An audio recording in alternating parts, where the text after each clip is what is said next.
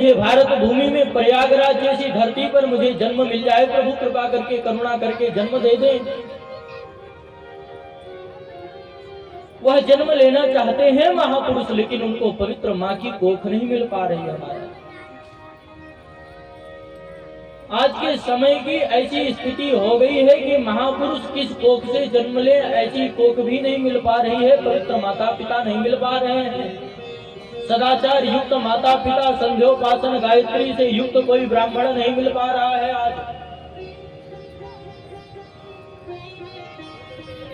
आजकल महाराज हजारों पंडित जी भी पूजन कराते हैं तो मुंह में बिना तंबाकू दबाए पूजन नहीं कर पाते हैं।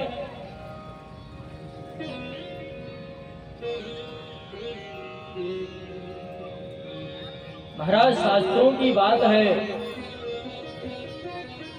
धूम्रपान रते विप्रे, जो धूम्रपान में रत विप्र है, जो तंबाकू आदि महाराज का सेवन करता है, वह ब्राह्मण स्वयं का कल्याण नहीं कर सकता, आपका कल्याण तो स्वप्न में भी कर नहीं सकता है। भागवत जी के द्वितीय स्कंद में बात आई है, स्त्री सूत्र द्विजबंधु नाम त्रैणः श्रुति गोचरा। 3 लोगों को वेद पढ़ने का अधिकार नहीं है। बोले किसको? बोले स्त्रियों को वेद पढ़ने का अधिकार नहीं है। स्त्रियों को वेद मंत्र नहीं बोलना चाहिए महाराज। क्यों? बोले सीधा सी बात है, जिनका यज्ञोपवीत संस्कार नहीं होता है उन्हें वेद नहीं पढ़ना चाहिए। जो चतुर्थ वर्ण के हैं, जिनका यज्ञोपवीत संस्कार नहीं होता है, उन्हें भी वेद नहीं पढ़ना चाहिए। द्विज बंधु नाम, बंधु माने महाराज जो कहते हैं अरे बंधु कैसे हो, तो महाराज यहाँ पर जो बंधु का अर्थ लिया गया है, अधम नाम लिया गया है। जो अधम ब्राह्मण हैं उन्हें भी वेद पढ़ने का अधिकार नहीं है। जिनका 9 वर्ष से 14 वर्ष की अवस्था में यज्ञोपवीत संस्कार नहीं हो गया हो, जो सुंदर गुरुकुल पद्धति से गुरु के चरणों में जाकर के वेद वेदांत का अध्ययन करता है, उसी को अधिकार है महाराज। जो संध्योपासन गायत्री निष्ठ ब्राह्मण है, उन्हीं को वेद पढ़ने का अधिकार है। क्यों? क्योंकि महाराज वेद ही भगवान है और भगवान ही वेद है। आजकल हमें शास्त्र नियमों से कोई मतलब नहीं है। अभी हम व्यास बुद्धि से बोल रहे हैं, बहुत सी माताएं मन में गाली भी दे रही होंगी, हम ही को क्यों नहीं अधिकार है। महाराज एक बात हम बता दें, हमको आपको बता दें कि जो शास्त्रीय बात है वही हम बोलते हैं, जो शास्त्रों में लिखा है वही हम बोलते हैं। शास्त्र कोई संविधान नहीं है कि उसमें संशोधन कर दिया जाएगा। भागवत जी का एक एक शब्द गोविंद की श्यामलता से युक्त है महाराज। गोविंद ही भागवत के रूप में अवतरित हो गए हैं। जिस समय भगवान अपनी लीला का संवरण करके अपने धाम को जाने लगे, उद्धव जी ने चरण पकड़ लिया, गोविंद आप तो जा रहे हैं, कलयुग आ रहा है, इन जीवों का कल्याण कैसे होगा।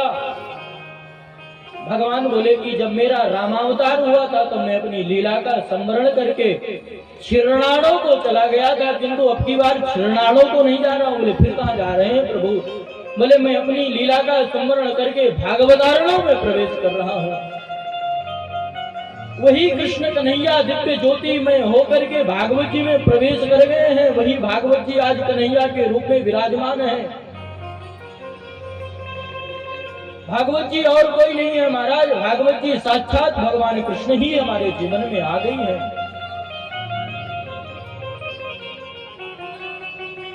ऐसे शास्त्र विमुख प्राणियों का कल्याण कैसे होगा? बोले कि हमारे जीवन में सदाचार नहीं है।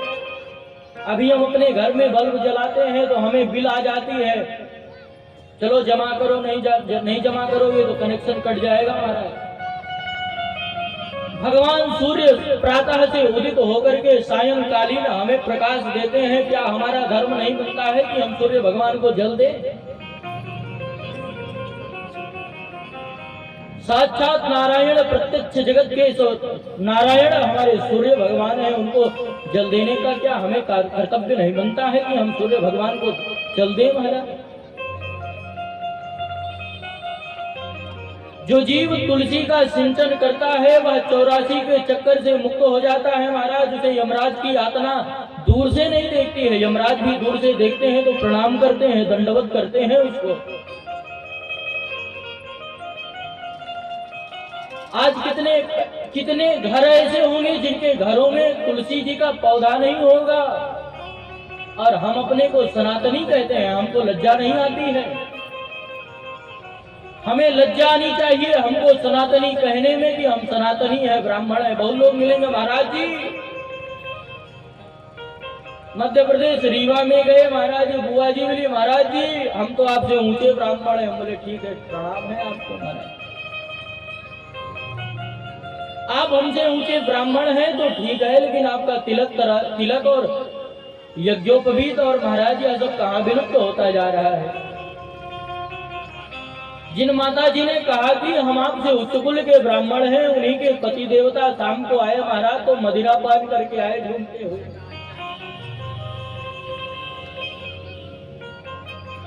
ब्रह्मत्व का नाश करने वाले जो मदिरा पान करके आते हैं उनकी गति कैसी होती है? बोले कि आपने कथा श्रवण कर ली है धुंधकारी की, ऐसी ही गति होगी महाराज। भयंकर प्रेत बन के भटकेंगे, वाताहारम ही केवल वायु आहार मिलेगा, उनका कल्याण संभव नहीं है। यही चिंता लेकर के वेदव्यास जी बैठे हुए हैं कि कलयुग के कलुषित प्राणियों का कल्याण संभव कैसे है। उसी क्षण उन्होंने क्या देखा कि नारद जी आ रहे हैं महाराज। नारद जी को आते हुए देखा, नारद जी आए और नारद जी को आसन दिया। पूजयामास विधिवन नारदम सुरपूजितम। नारद जी कौन है? बोले सुरपूजितम, जो देवताओं के द्वारा पूजित है, ऐसे नारद जी आज पधारे हैं महाराज। यहाँ पर सुर पूजितम कहा गया, किंतु हम तो कहते हैं सुर असुर दोनों पूजितम नारद जी। आप देखेंगे कि नारद जी महाराज जब देवताओं के यहाँ जाते हैं तो इंद्र दौड़ करके पूजन करते हैं उनका, और वही नारद जी जब कंस के यहाँ जाते हैं तो कंस भी दौड़ करके पूजन करता है। आइए गुरु जी पधारिए। ऐसे नारद जी आज पधारे महाराज। जिन नारद जी के एक वचन पर निष्ठा विश्वास करके कयाधु नंदन प्रहलाद भगवान को खंभे से प्रकट कर दिए, ऐसे नारद जी जिनके एक वचन पर निष्ठा विश्वास करके महाराज ध्रुव जी ने 5 वर्ष की अवस्था में भगवान का प्रत्यक्ष दर्शन कर लिया, ऐसे हैं हमारे नारद जी महाराज। जो नारद जी सुरपूजितम है उनका पूजन किया।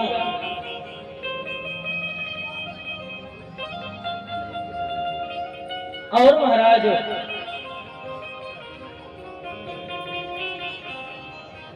नारद जी कहते हैं, हे पाराशर जी, हे पाराशर, नाम मतलब पाराशर्य मतलब ये पाराशर जी के पुत्र हे व्यास जी, जिसे राम जी को दाशरथी कहा जाता है, पिता के नाम से संबोधन किया जाता है। तो यहाँ पर पाराशर्य महाभाग भवतः कच्चिदात्मना परितुष्यति शरीरात्मा मानसे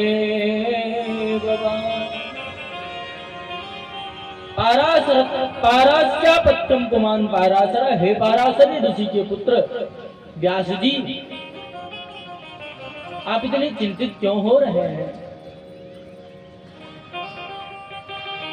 महाराज व्यास जी ने समग्र वृत्तांत बताया कि नारद जी मेरे मन में ऐसी व्यथा चल रही है, कलयुग के कलुषित प्राणियों का कल्याण किस प्रकार से होगा,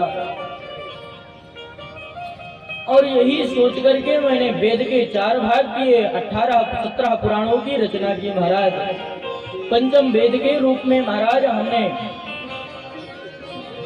महाभारत की भी रचना की, किंतु मेरे मन को शांति नहीं है। महाराज आप मूल प्रति में देखेंगे तो यहाँ तक नारदवाच है, यहाँ से श्री नारदवाच आ गया। क्यों?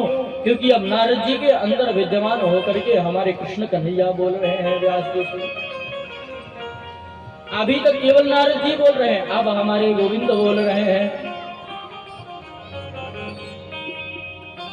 नारद जी कहते हैं, हे व्यास जी, अभी तक तो आपने केवल महाराज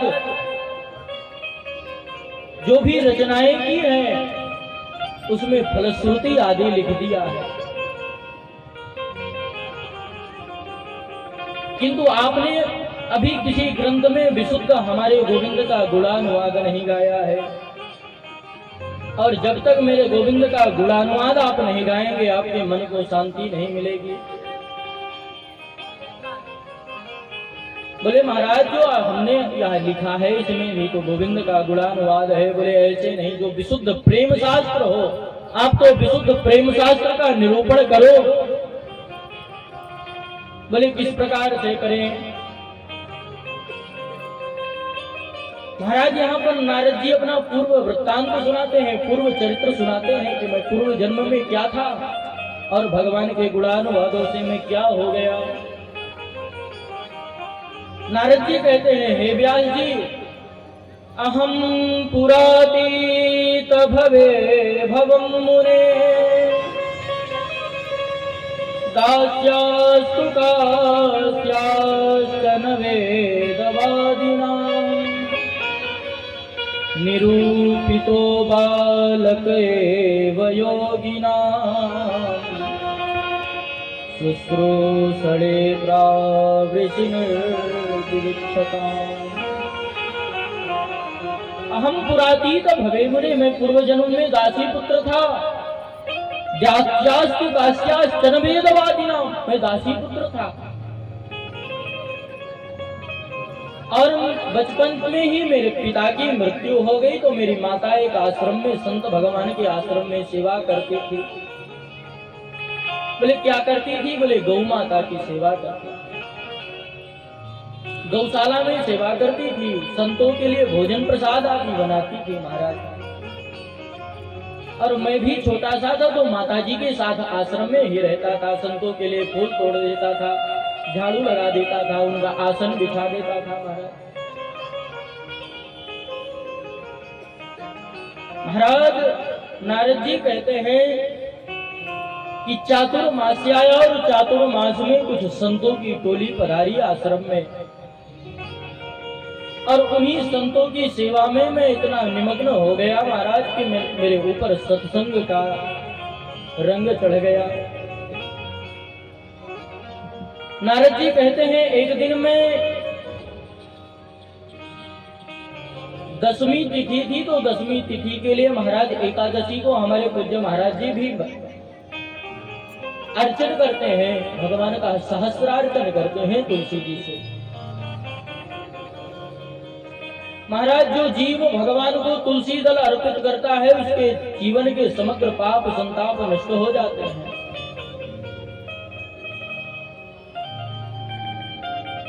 महाराज तुलसी दल लेने के लिए मैं गया था और मुझे आने में देरी हो गई। वैसे एकादशी के एक दिन पहले खिचड़ी प्रसाद बना हुआ था आश्रम में, वापस आने में देरी हो गई उनको। तो एक संत भगवान महाराज वो किसी को अपना जूठा नहीं देते थे, और मैं छोटा सा दौड़ता हुआ आया तो मुझको संत ने देखा तो मेरे ऊपर कृपा की।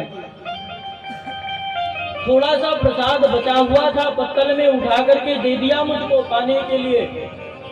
और महाराज नारद जी कहते हैं कि जैसे ही मैंने वह प्रसाद पाया, महाराज संतों का उच्छिष्ट प्रसाद, हमारे वृंदावन में भंडारा होता है, झरा भंडारा महाराज, उसमें देखेंगे तो संतों का जो पंगत चलती है संतों की महाराज, तो उसमें से थोड़ा थोड़ा निकाल करके प्रसाद पाते हैं, बहुत सारे लोग पाते हैं। उसे शीत प्रसाद कही जाती है, संतों का शीत प्रसाद महाराज। नारद जी को शीत प्रसाद प्राप्त हो गया उन महापुरुष का महाराज। नारद जी कहते हैं उस दिन से मेरे ऊपर ऐसा भक्ति का रंग चढ़ा, गोविंद को प्राप्त करने का ऐसा भाव जागृत हुआ मेरे मन में कि मेरा मन होने लगा कि इन्हीं संतों के साथ ही रहे, माता को छोड़ गए हम।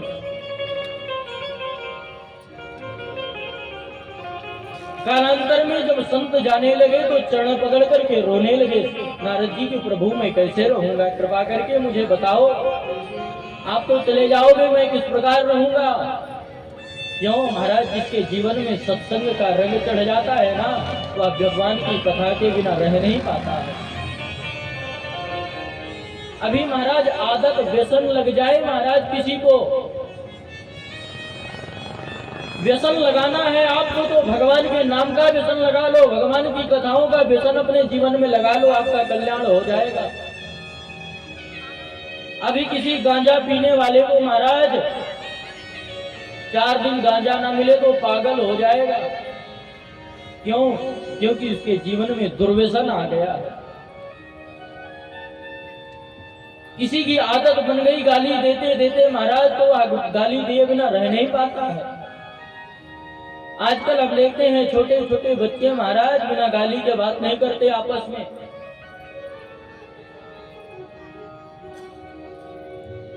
व्यसन यदि लाना है अपने जीवन में तो भगवान के नाम का व्यसन ले आइए, भगवान की भक्ति का व्यसन अपने जीवन में लाइए।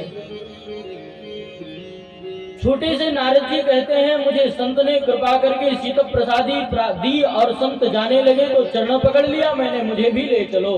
किंतु संतों ने आज्ञा कर दी कि अभी तुम। महाराज माता की महिमा शास्त्रों में पिता से 10 गुना ज्यादा कही गई है। शास्त्रों में लिखा है कि यदि कोई ऊर्ध्वरेता संत बन जाए, दंडधारी संत बन जाए और महाराज उसे माताजी मिल जाए कहीं पर, तो लिखा है अपने दंड के साथ लेट करके माता को प्रणाम करना चाहिए। और माता से 10 गुना ज्यादा महत्व महाराज शास्त्रों में विमाता का कहा गया है, जो छोटी माँ होती है, बड़ी माँ होती है महाराज। किंतु महाराज आजकल तो माताएं सिखाती हैं कि ये छोटी माँ नहीं है, ये पटेहितिन है तुम्हारी, और जो इनका पुत्र है या तुम्हारा पटेहित है, ऐसे सिखाते हैं। हम लोग जाते हैं कहीं कहीं, महाराज जी कुछ ऐसा बता दो कि हमारी जेठानी महाराज मर जाए। क्यों? वो बड़ी दुष्ट है। महाराज माता की शास्त्रों में बड़ी महिमा कही गई है, स्त्रियों को हमारे शास्त्रों में रत्न कहा गया है। व्यासवंश से कुछ कहो तो माताओं को बुरा लगता है। क्यों? महाराज स्त्रियों को हमारे शास्त्रों में रत्न कहा गया है। रत्न को तिजोरी में रखा जाता है, घूमा नहीं जाता लेकर के। स्त्रियों को अनुशासन में रहना चाहिए, जीवन पर्यंत अनुशासन में रहना चाहिए। पहले अपने पिता के अनुशासन में रहें और जब विवाह हो जाए महाराज तो पति के अनुशासन में रहे। बहुत सारी माताएं ऐसी होती हैं कि उनके पति भी नहीं रहते, असमय में उनकी मृत्यु हो जाती है, तब वो अपने पुत्र के अनुशासन में रहे। शास्त्र की आज्ञा है। महाराज कोई कीमती वस्तु अकेले नहीं छोड़ता है कोई। अभी यहाँ पर ये बाजा वाले भैया इनसे कह दो आर्गन छोड़ करके आज रात में चले जाओगे तो जाएंगे महाराज? कभी नहीं जाएंगे। क्यों? क्योंकि महाराज इसमें दाम लगेगा 1.5 लाख रुपए का आर्गन लेकर के आए, आज छोड़ देंगे इसको। महाराज स्त्रियों को रत्न कहा गया। संतों ने कहा माता की सेवा सर्वोपरि है, पहले माता की सेवा करो, बिना माता की सेवा के तुम्हें गति नहीं मिलेगी। यदि कोई चाहे कि हम माता पिता की सेवा ना करें और हमें भगवान प्राप्त हो जाएंगे तो वह उसका केवल भ्रम ही है महाराज, क्योंकि माता पिता ही भगवत स्वरूप है। भगवान ही माता पिता के रूप में विराजमान है इस धरा पर। महाराज नारद जी ने कहा प्रभु मैं क्या करूं? तो संतों ने एक मंत्र दे दिया, उन्हें द्वादशाक्षर मंत्र दिया महाराज। और संतों ने कहा इसी मंत्र का जाप करो, जब तक माता जी रहते हैं माता की सेवा करो, उसके बाद में तुम मेरे पास आ जाना। कालांतर में एक दिन माताजी गौ सेवा के लिए गई, वहां पर एक विषधर ने माता को काट लिया, सर्प ने काट लिया, माता की मृत्यु हो गई। नारद जी कहते हैं अनुग्रहम मन्यमाना प्रतिष्ठम दिशमुत्तरम, मैंने भगवान का अनुग्रह मान लिया। माताजी मर गई तो नारद जी दुखी नहीं हुए, भगवान का अनुग्रह मान लिया कि भगवान ने कृपा कर दी मेरे ऊपर। लेकिन महाराज संसार को दिखाने के लिए थोड़ा नारद जी रोए धोए नाटक किए और उत्तर दिशा की ओर चल दिए। उत्तर दिशा की ओर जाकर के एक सरोवर के किनारे पहुंचे। स्नात्वा पीत्वा हृदय नद्या उपविष्टो गताश्रमः, और वहीं पर बैठ गए। क्या कर रहे हैं नारद जी? बोले भगवान का ध्यान कर रहे हैं। लागी लगन मत तोड़ना हो, लागी लगन मत तोड़ना, हरि जी मोरी लागी लगन मत तोड़ना, हरि जी मोरी लागी लगन मत तोड़ना, लागी लगन मत तोड़ना, ओ लागी लगन हरि जी मोरी लागी लगन मत तोड़ना, हरि जी मोरी लागी लगन मत तोड़ना। सबका ये भाव बताइए, निवास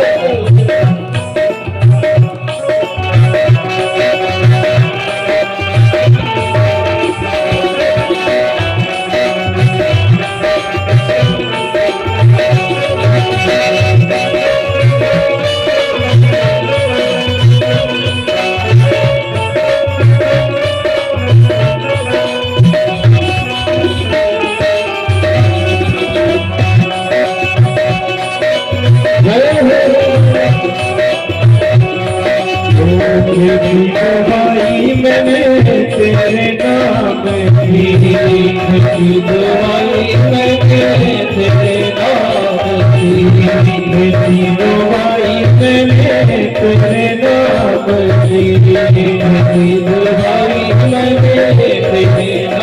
तेरे नाम की, बेटी दवाई मैंने तेरे नाम की, बेटी दवाई मैंने तेरे नाम की, बेटी दवाई मैंने तेरे नाम की, बेटी दवाई मैंने तेरे नाम की, बेटी दवाई मैंने तेरे नाम की,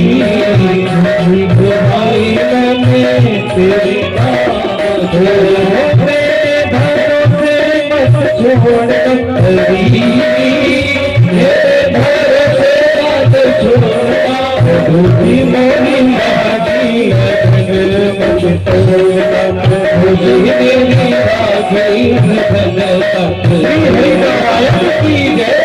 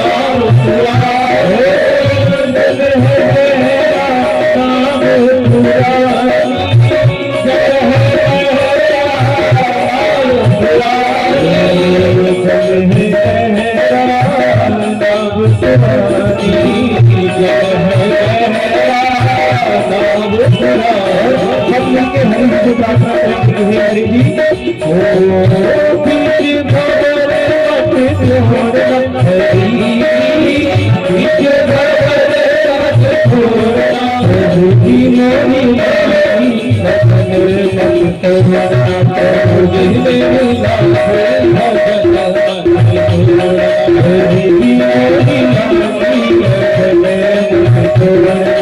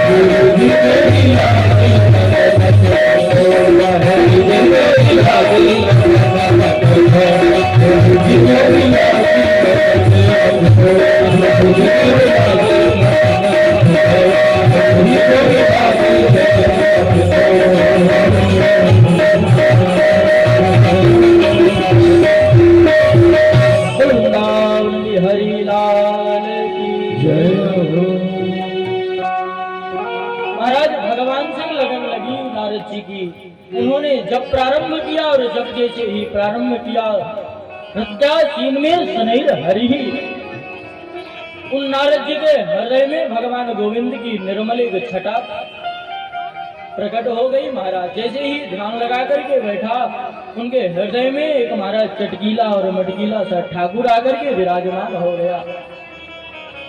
नारद जी जैसे ही भाव में डूबे कि वह दृश्य लुप्त हो गया, उनको दिखना बंद हो गया। महाराज आपको एक बात बता दें कि भगवान को जिससे प्रेम हो जाता है, भगवान की रूप सुधा की चटनी एक बार जिसको लग गई महाराज, वह तो बावरा हो जाता है, भगवान के पीछे पागल हो जाता है।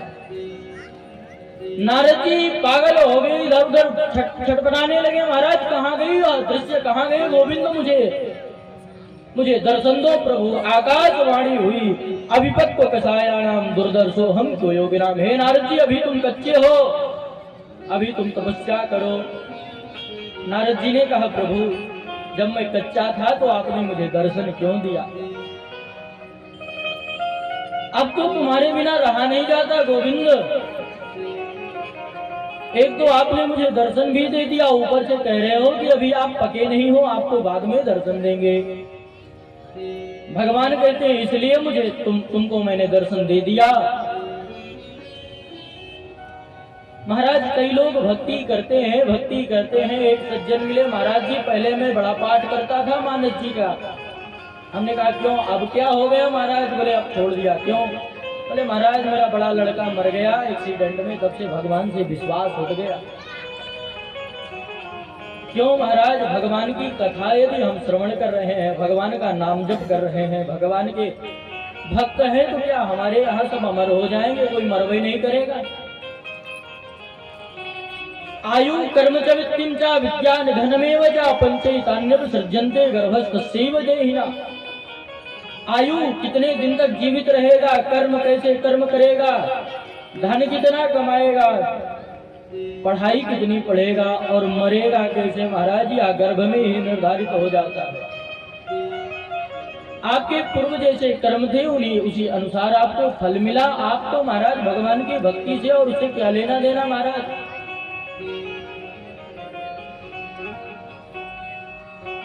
नारद जी ने कहा ठीक है कोई बात नहीं। वह नारद जी कहते हैं कि मैं उसी समय वहीं पर भगवान की तपस्या में लग गया और कालांतर में जब कल्प महाराज दूसरा कल्प आया और भगवान ने सबको जन्म दिया उसके कर्म के हिसाब से निकाल करके, जिसका जैसा कर्म था महाराज। बड़े बड़े योगींद्र मुनींद्र महाराज मठाधीश भी यदि अपने कर्म से च्युत हुए थे तो उनको कुकुर बना करके प्रकट कर दिया गया। और मैं दासी पुत्र, जब मेरा नंबर आया तो भगवान ने पता है क्या बनाया? दासी पुत्र से उठा करके ब्रह्मापुत्र बना दिया मुझे। और ब्रह्मापुत्र तो बनाया ही महाराज और अपनी बीड़ा प्रदान कर दी। देवदत्तमिमां बीड़ा स्वर ब्रह्म विभूषिता, ब्रह्म स्वरों से विभूषित भगवान ने वीणा प्रदान कर दी नारद जी। नारद जी ने कहा, नारद जी कहते मैं क्या करता हूँ उसमें? बोले मूर्छित्वा हरि कथा गायमानाश्चराम्य हम। तब से मैं उस पर केवल भगवान के गुणानुवाद ही गायन करता हूँ। व्यास जी की समझ में आया और व्यास जी लेखनी लेकर के बैठ गए। महाराज चतुश्लोकी भागवत 4 श्लोकों में प्रदान की नारद जी ने व्यास जी को। व्यास जी लेकर के लेखनी बैठ गए व्यास गुफा में और सामने ही गणेश गुफा है महाराज। गणेश जी उसको लिख रहे हैं, पंक्तिबद्ध करते हैं और स्नान करके जैसे ही व्यास गुफा में व्यास जी बैठे, निर्मल भागवत की भागीरथी प्रवाहित होने लगी उनके मुख से। देखते देखते 18,000 श्लोकों की पावन संहिता बन करके तैयार हो गई और गणेश जी ने उसको पंक्तिबद्ध कर दिया। बोले अब इसका अधिकारी कौन है, इसको किसको सुनाया जाए महाराज? भागवत जी तो तैयार हो गई लेकिन भागवत जी किसको दी जाए? कौन इसका योग्य है? महाराज ऋषियों ने कहा कि प्रभु आपका पुत्र जो जन्म से ही परिव्राजक संत है, ऐसे सुखदेव भगवान से उत्तम कौन हो सकता है? उन्हीं को यह भागवत जी की कथा दी जाए। बोले वह तो जन्म लेते चले गए, परिव्राजक संत हो गए, वह कहाँ मिलेंगे हमको? बोले भगवान की कथा उनको खींच करके लाएगी। आपको मुड़ करके नहीं देखा, कोई बात नहीं महाराज, आज वही भागवत की कथा खींच करके लाएगी गोविंद को। बोले क्या करे? बोले शिष्यों को 2-4 श्लोक रटवा करके उन्हें यत्र तत्र भ्रमण कराओ। वह श्लोक जैसे ही सुखदेव भगवान के कान में जाएंगे और गोविंद के गुणानुवादों से खींचे चले आएंगे सुखदेव भगवान। शिष्यों को व्यास जी ने श्लोक रटाया और शिष्य निकले। एक शिष्य महाराज निकला, सुखदेव भगवान के बगल से निकला और शिष्य ने श्लोक गाया। बरहा पीडम नटवर वपुः कर्णयो कर्णिकारं बिभ्रद वासः कनक कपिसं वैजयन्तीं च मालां रन्ध्रानवेणोरधरसुधयः पूरयन् गोपवृन्दैः वृन्दारण्यं स्वपदरमणं प्राविशगीतकीर्ति। बरहापीडम नटवर वपु, भगवान कैसे हैं, उनका स्वरूप कैसा है, इतनी सुंदरता का वर्णन है भगवान। बोले बरहापीडम है भगवान, भगवान अपने सिर पर मोर पंख धारण करते हैं। एक पंख नहीं महाराज, पीडम गुच्छ धारण करते हैं, ज्यादा मोर पंख भगवान मुकुट में धारण करते हैं। बोले दिखते कैसे हैं, बोले नट वर वपु, भगवान नट के महाराज, नट का अर्थ रंगमंच की शोभा बढ़ाने वाले को नट कहते हैं महाराज। नट नाट्य धरो यथा, और वर के दो अर्थ है महाराज, एक श्रेष्ठ और एक दूल्हा। भगवान मोरपंख का मुकुट धारण करके ऐसे प्रतीत हो रहे हैं, श्रेष्ठ दूल्हे जैसे लग रहे हैं महाराज। और कानों में सुंदर कुंडल धारण किए हुए हैं। बोले कैसे कुंडल धारण किए हुए हैं गोविंद?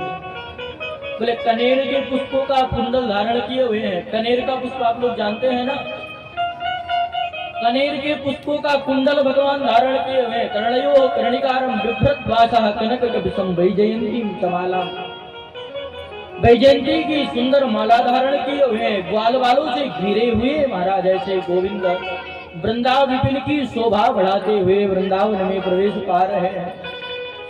सुखदेव भगवान के मन में आया, ऐसा सुंदर कौन है इस संसार में, हमें मिलना चाहिए उससे।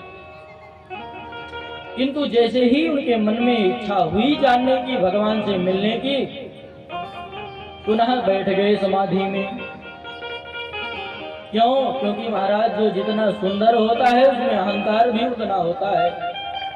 सुखदेव भगवान ने सोचा हम अपनी समाधि भजन छोड़ करके जाएं और पता नहीं हमसे मिले, बात करें कि ना करें गोविंद। तब तक एक शिष्य ने दूसरा श्लोक गा दिया। दूसरे श्लोक में भगवान की स्वभाव का वर्णन है। भैया तुम्हारा माइक सेट नहीं है, बहुत आवाज खींच रहा है, हमको खुद नहीं आवाज हमारी अच्छी लग रही है।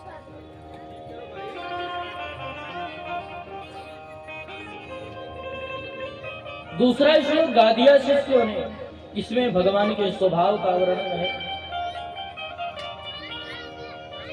महाराज हमसे जितना हो सकता है हम बोलते नहीं किसी को। मैं 7 दिन कथा कर देता हूँ, हमारी बातचीत नहीं होती है साउंड वाले। जब बहुत परेशानी होती है तभी बोलते हैं महाराज।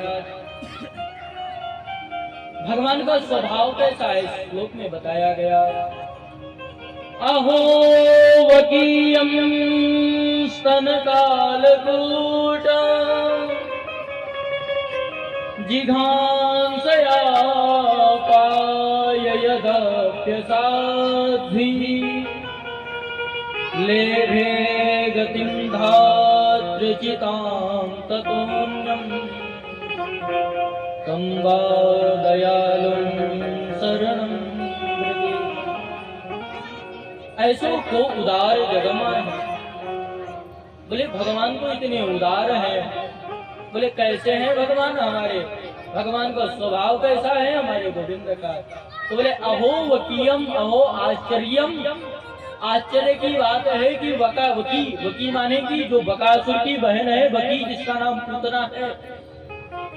स्तन कालकूटम, स्तनों में कालकूट विष लगा करके मारने आई है। जिघांसया हंतुम इच्छया, मारने की इच्छा भगवान को लेने की, भगवान को मारने की इच्छा लेकर के आई है। उसके साथ भगवान ने क्या किया? बोले लेभे गतिम धातृचिताम ततोऽन्यम।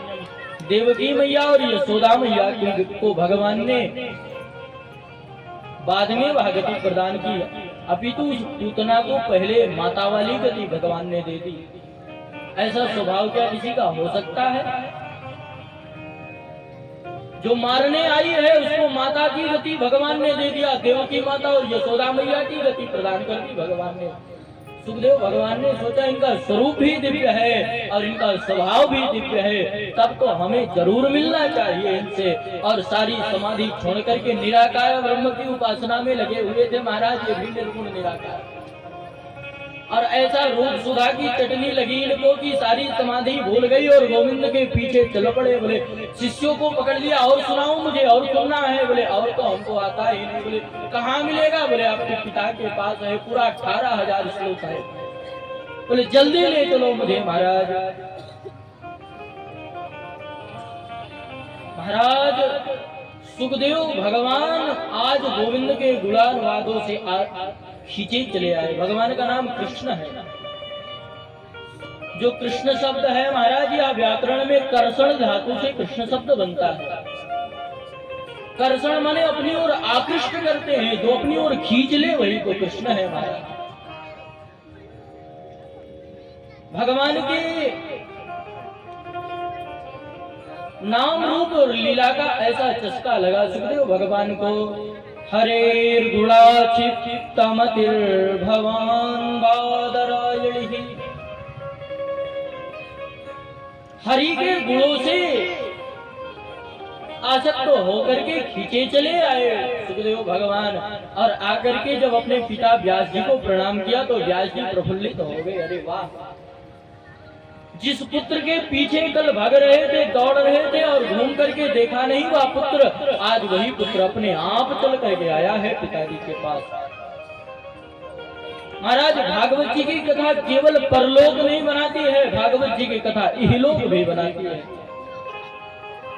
भगवान की कथा और लीला से आज संभव हुआ कि वह परिव्राजक संत जो पुत्र था वह आज पिताजी को मिल गया। व्यास जी को बड़े प्रमुदित हुए महाराज।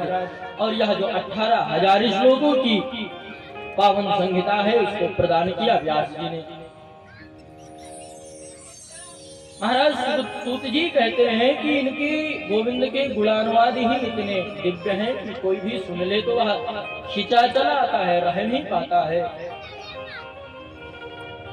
महाराज ऐसे सुखदेव भगवान जिनके जीवन में कोई ग्रंथि नहीं है, जीव के जन्म से ही ग्रंथियां लगना प्रारंभ हो जाती है। आप ध्यान देंगे जब बालक का जन्म होता है तो जब नालक छेदन होता है तो उसमें भी ग्रंथि लग जाती है।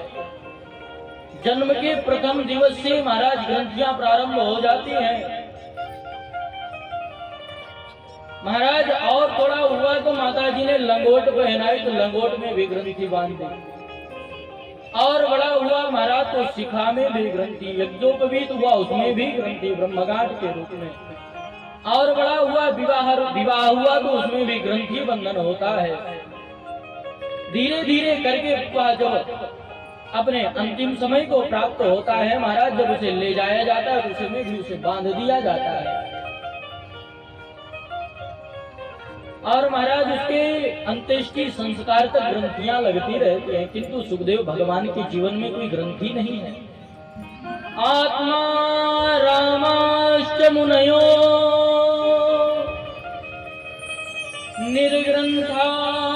निर्ग्रंथाप्युरुप्रमे। बोले सुखदेव भगवान कैसे हैं? बोले निर्ग्रंथा है। इनके जीवन में कोई ग्रंथि नहीं है महाराज। जन्म लिया तो नालक छेदन भी नहीं हुआ, नाल को हाथ में पकड़ करके चल लिए ऐसे सुखदेव भगवान। आज पिताजी को प्राप्त किए, पिताजी बड़े प्रसन्न हुए व्यास जी। महाराज सूत जी कहते हैं कि सुखदेव भगवान ने यहाँ कथा राजा परीक्षित को सुना करके यहाँ धरातल पर भागवत जी की भागीरथी प्रवाहित हुई। बोले महाराज परीक्षित के बारे में हमने सुना है कि उन्हें श्राप लग गया था 7 दिन में मरने के लिए। बोले वह तो बड़े धर्मनिष्ठ राजा थे, ऐसा कब हुआ, क्यों हुआ? बोले इसके लिए हमें थोड़ा महाभारत की ओर चलना चाहिए। यदा मृधेतो रवसृञ्जयानां वीरेष्वतो वीरगतिं गतेषु वृकावृकोदराविद्धगदाभिमर्श अग्नोरुदाहृतमस्तकान् कोदंडे धृतराष्ट्रपुत्रे। जो धृतराष्ट्र के पुत्र हैं ऐसे दुर्योधन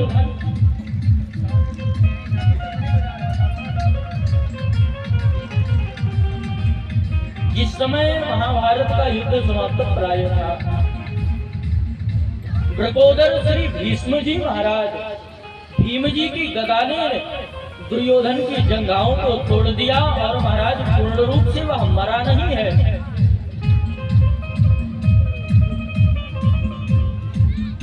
और वह मृत्यु को प्राप्त करने के लिए सोच रहा है कि हमको मृत्यु आ जाए, मर नहीं रहा है।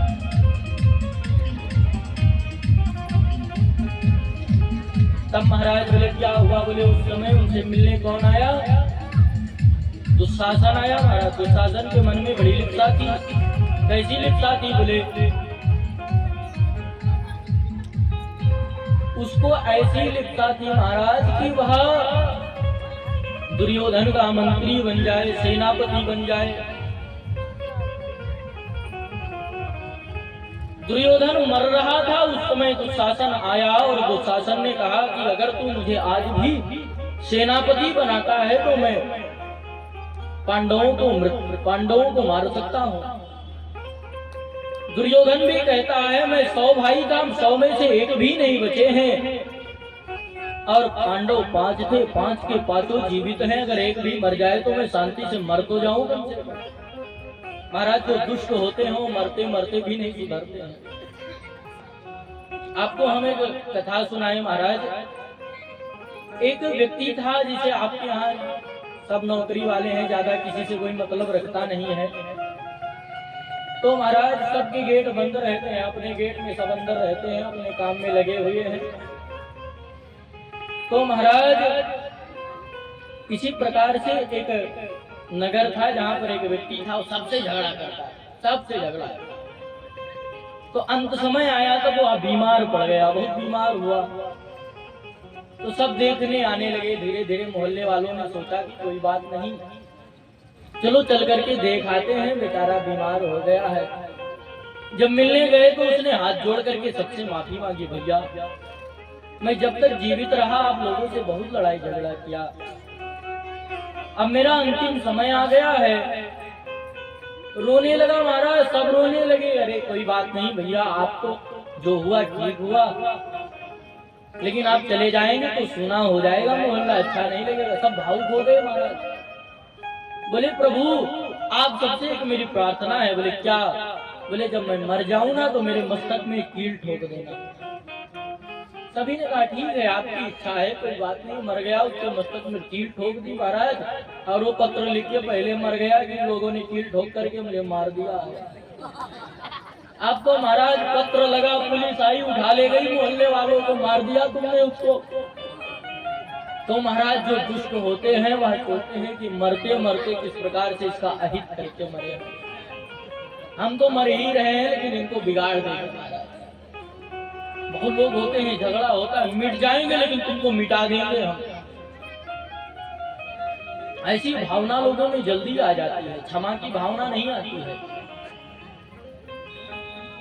सब में भगवान का दर्शन करने लग जाओ, किसी से झगड़ा ही नहीं होगा महाराज। ऐसा ही दुर्योधन मरते मरते भी सोच रहा है एक भी मर जाए तो मैं शांति से मर जाऊं। दुशासन ने कहा मित्र चिंता मत करो, मेरा तिलक करो, मैं लाकर के 5 का सर देता हूँ। दुर्योधन गया, देखा, कहा तो उलूक न्याय से उसने आक्रमण किया। इधर गोविंद को पता चल गया। गोविंद पांडवों को लेकर के आज चले गए हैं और उनकी स्थान के स्थान पर 5 पांडव पुत्र लेते हैं महाराज। अश्वत्थामा जैसे ही निकला और उसने क्या देखा कि एक काक उलूक न्याय देखा कि दिन में कौवे जो हैं उल्लू को परेशान कर रहे हैं महाराज, उस पर आक्रमण कर रहे हैं। और किंतु जब रात्रि का समय आया तो उल्लू को दिखाई पड़ने लग गया। कौवे निश्चिंत होकर के एक वृक्ष पर जाकर के सो गए और उल्लू ने रात्रि में आक्रमण किया उन कौवों पर, सबको मार दिया महाराज। तो अश्वत्थामा ने सोचा कि यही काकूलूक न्याय क्यों ना अपनाया जाए, वो तो तमाम है, लड़कर के तो जीत नहीं सकते। रात्रि में आक्रमण किया, 5 पांडव पुत्रों का सर काट लिया, अश्वत्थामा ने लाकर के दे दिया। और जब देखा, जैसे ही हाथ में पकड़ा, फूट गए सर। दुर्योधन चिल्ला करके रोया, हे अश्वत्थामा, तुमने यह क्या किया? मेरे वंश में तुमने पानी देने वाला भी नहीं छोड़ा। अरे कुछ भी थे तो हमारे वंश के ही ना। ऐसे चिल्लाते हुए रोते हुए दुर्योधन वहीं पर मर गया महाराज। इधर अर्जुन को पता चला, माता द्रौपदी को पता चला, अपने 5 पुत्रों को निधन पर रोने लगी। माता शिशूनां निधनं सुतानां निशम्य घोरं परितप्यमाना। रोने लगी माता। अर्जुन ने गांडीव उठा करके प्रतिज्ञा कर ली, देवी आज सूर्यास्त से पहले मैं उस दुष्ट को ला करके तेरे सामने ही मृत्यु दंड दूंगा। भगवान ने रथ हाँका, अर्जुन रथी बने और दौड़ा करके अश्वत्थामा को पकड़ लिया महाराज। भगवान ने कहा मार दो इसे यही। बोले नहीं, मैं द्रौपदी को वचन दिया है, मैंने द्रौपदी के सामने मारूंगा। महाराज रस्सियों से बांध करके जकड़ करके ला करके द्रौपदी के चरणों में पटक दिया। द्रौपदी ने जल्दी जल्दी रस्सियां खोली और प्रणाम करने लगी, चरण प्रक्षालन करने लगी। अरे थाल लाओ, अरे जल लाओ, इनका चरण धोना है। क्यों? क्योंकि यह गुरु पुत्र है। ब्राह्मणों नितराम गुरु, ब्राह्मण गुरु होता है, ब्राह्मण का वध नहीं किया जाता। अब और यह गुरु पुत्र है, गुरु पुत्र गुरु माता और महाराज यह सब गुरु तुल्य होते हैं। आप गुरु पुत्र बांध करके ले आए हैं। अर्जुन कहते हैं देवी यही तुम्हारे पुत्रों का हत्यारा है। द्रौपदी कहती है यह हत्यारा बाद में है, पहले यह गुरु पुत्र है, मेरे लिए पूज्य है। ऐसी द्रौपदी की धर्मनिष्ठा महाराज। आप जो सोचते हैं कि भगवान अर्जुन के रथी बने, रथ हाँक रहे हैं, पीछे पीछे घूम रहे हैं पांडवों की रक्षा में, तो पांडवों में ऐसा कोई गुण नहीं है। बोले फिर क्या है? बोले द्रौपदी की सत्य निष्ठा के कारण गोविंद पांडवों के पीछे पीछे दौड़ रहे हैं। जिस समय कौरवों की कुछ सभा में दुशासन केस पकड़ करके खींचता हुआ द्रौपदी जी को भरी सभा में लेकर के आया और अब दुर्योधन कहता है निर्वस्त्र कर दो द्रौपदी को, जंघा पर बैठा दो मेरी। उस समय जब द्रौपदी ने पुकारा गोविंद को, हो कृष्ण द्वारिकावासी, हे द्वारिकावासी कृष्ण मेरी लज्जा की रक्षा करो, हे कृष्ण मेरी रक्षा करो। उस समय भगवान चौसर खेल रहे थे रुक्मिणी जी के साथ द्वारिका में। भगवान ने आंख बंद किया, वर्धताम, भगवान ने कहा वर्धताम बढ़ाओ, धर्म को आदेश दिया। महाराज रुक्मिणी जी ने कहा महाराज तो गिट्टी है, हमने तो बढ़ दी है, क्या बढ़ाने की बात कर रहे हो? भगवान ने सारा वृत्तांत बताया कि ऐसा ऐसा द्रौपदी के साथ हो रहा है। रुक्मिणी जी कहती हैं 5 पति गांडीवधारी, अर्जुन गदाधारी, भीष्म सत्य निष्ठा का पालन करने वाले, युधिष्ठिर नकुल सहदेव सब कहाँ हैं? द्रोण भीष्म ये सब कहाँ चले गए हैं? कोई रक्षा क्यों नहीं कर पा रहा है? भगवान ने कहा ठीक है, दंड के अधिकारी ये कौरव नहीं है, पांडव सर्वप्रथम है। भगवान ने सुदर्शन को प्रकट किया, सुदर्शन को आदेश दिया, सुदर्शन जाओ 5 पांडवों के सर काट करके ले आओ। भगवान तो पांडवों को उसी दिन मार देते महाराज, किंतु रुक्मिणी ने रोक दिया, रुक जाओ सुदर्शन, तुम रुक जाओ, तुम मत जाओ कहीं। क्यों? रुक्मिणी ने कहा प्रभु आप जिस रुक्मिणी की रक्षा के लिए वस्त्रावतार धारण कर रहे हैं, स्वयं वस्त्र बन रहे हैं। भगवान ने धर्म को आदेश दिया है। धर्म कौन है? रामो विग्रहवान धर्मः, राम ही धर्म है, वह अनंत परमात्मा वस्त्र। आप स्वयं वस्त्र बन रहे हैं और वही द्रौपदी एक सफेद वस्त्र में तुम्हारे सामने आएगी तो तुम्हें अच्छा लगेगा क्या? भगवान ने कहा रुक्मिणी आपने आज बहुत बड़ा अपराध होने से मुझे बचा लिया। सुदर्शन को भगवान ने शांत किया। भगवान का वस्त्रावतार हो गया महाराज। रंग बिरंगी साड़ियां प्रकट होने लगी। द्रौपदी तो एक रंगी साड़ी पहनी हुई थी उस दिन, लेकिन भक्त कहते हैं अनंत साड़ियां प्रकट होने लगी। 10,000 हाथियों का बल रखने वाला दुशासन खींचते खींचते थक गया महाराज, किंतु साड़ी कम नहीं पड़ रही है। क्यों? भक्त कहते हैं कि राधा जी अगर आज होती तो पूछती गोविंद से, गोविंद महाराज के रंग बिरंगी नीली पीली बहुतेरी दर्शायो है। सारी बहुवारी बाटे विविध की नारी बाटे, सलमा सितारी बेल बूटी धूप छैया, फीकी बाटे गाढ़ बाटे लागल पहाड़ बाटे, मखमली पाटवा सिलक मकनीना, रधवा जो होत आज आगे ठाड़ हो जात, पूछ ले तो कान्हा ते पकड़ तेरो बहिया, मोरे आगे कमरी ओढ़ के चरेला गाए, सारी कहाँ फूला कान्हा रेस मैया।